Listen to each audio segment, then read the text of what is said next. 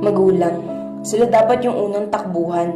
Sila dapat yung unang magtuturo ng tunay na kahulugan ng pagmamahalan. Sila dapat yung unang masasandalan. Sila dapat yung magiging pundasyon ng lakas mo sa bawat pagsubok na madadaanan. Pero paano kung lahat ay kabaliktaran?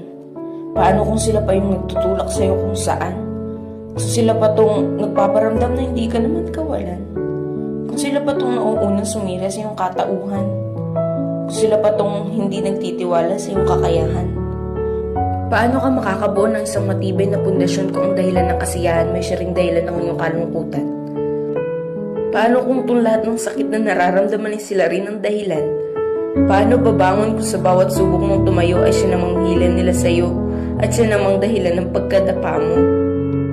Sabi nila, masaya kapag magulang ang sayo ay sumusuporta. Masarap sa pakiramdam na bigyang pugay ang iyong ginagawa sa eskwela. Pero napaisip ako, kailan kaya mararamdaman ang tulad kong hindi naman ulila? Di lang talaga makita ang lahat ng aking ginagawa. Kailan kaya ako makikita ng magulang ko? Kailan kaya pagsisigawan ng magulang ko na, anak ko yan? Kailan kaya? Mangyayari pa kaya?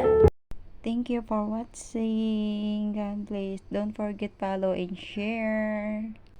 God bless us all. Thank you very much.